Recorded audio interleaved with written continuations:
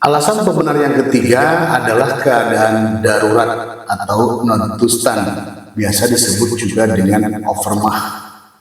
Pada KUHP baru tercantum dalam ketentuan pasal 33 ya, yang berbunyi setiap orang yang melakukan perbuatan yang dilarang tidak dipidana jika perbuatan tersebut dilakukan dalam keadaan darurat.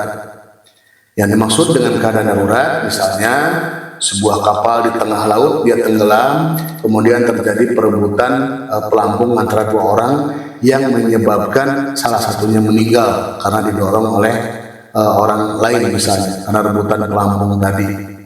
Kemudian contoh lain misalnya tindakan dokter yang menghadapi situasi ibu hamil dengan risiko tinggi, apakah dokter akan menyelamatkan ibu dengan risiko bayi meninggal atau menyelamatkan bayi dengan risiko ibu meninggal? Contoh lain misalnya pemadam kebakaran yang menghadapi situasi pilihan. Untuk menyelamatkan rumah di sekitarnya, dia memilih untuk merobohkan rumah yang terbakar, sehingga rumah di sekitarnya itu selamat. Keadaan darurat atau non-tustan dalam pasal ini juga diartikan sebagai daya paksa atau overmah, yang berarti kekuatan atau daya yang lebih besar. Keadaan darurat atau non-tustan merupakan kekuatan atau paksaan secara psikis atau kompulsiva, di mana daya tidak disebabkan oleh orang lain tetapi timbul dari keadaan-keadaan tertentu. Dalam keadaan darurat terdapat tiga kemungkinan. Yang pertama, terjepit di antara dua kepentingan.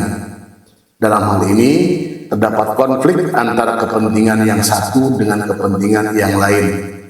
Contoh klasik adalah kalau kita kuliah dulu ya, adanya riwayat tentang Papan Karneades. Dia menceritakan bahwa ketika kapalnya tenggelam, Karneades dapat menyelamatkan diri dengan berpegangan pada satu batang kayu atau satu papan yang terapung di air. Namun saat itu ada orang lain yang juga berpegangan pada papan tersebut. Masalahnya adalah papan yang mengapung di air itu hanya mampu untuk menampung satu orang, sehingga Karneades mendorong orang lain yang juga ikut dalam papan tersebut, yang menyebabkan orang itu tenggelam dan meninggal.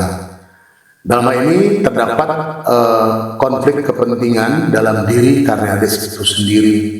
Apakah ia akan membiarkan orang itu tetap berpegangan pada papan yang hanya dapat menampung satu orang dan akhirnya dua-duanya bisa meninggal, atau Karneades menyelamatkan dirinya sendiri? Dan hal itu yang dipilih oleh Karneades adalah menyelamatkan dirinya sendiri dengan cara mendorong orang yang ikut berpegangan tangan pada sebatang kayu tadi. Walaupun perbuatan Karneades itu mengakibatkan orang lain meninggal dunia, tetapi dia tidak dapat dipidana karena keadaan darurat atau non-tustan. Yang kedua adalah adanya konflik antara kepentingan dengan kewajiban.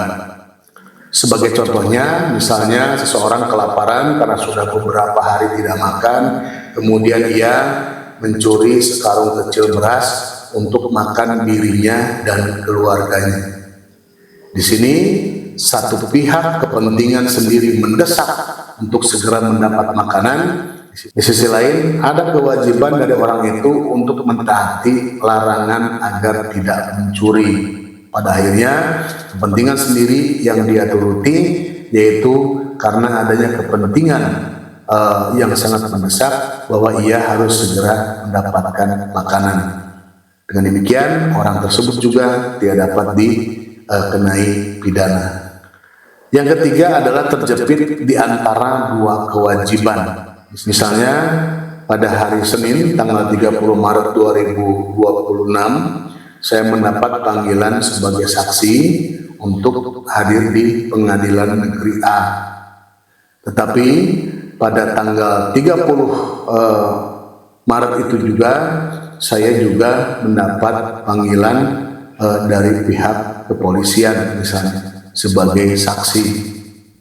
Akhirnya saya memilih kewajiban saya menghadiri panggilan dari pengadilan A dengan mengabaikan panggilan dari pihak kepolisian.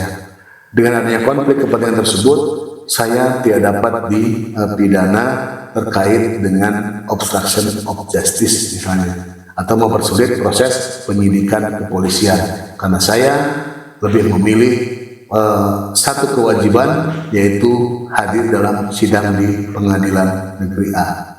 Demikian terkait dengan keadaan darurat atau non-tustan atau overmach, yaitu seseorang yang melakukan perbuatan yang dapat dipidana tidak dipidana karena adanya keadaan darurat sesuai dengan ketentuan pasal 33 KUHP yang baru, yang merupakan alasan pembenar.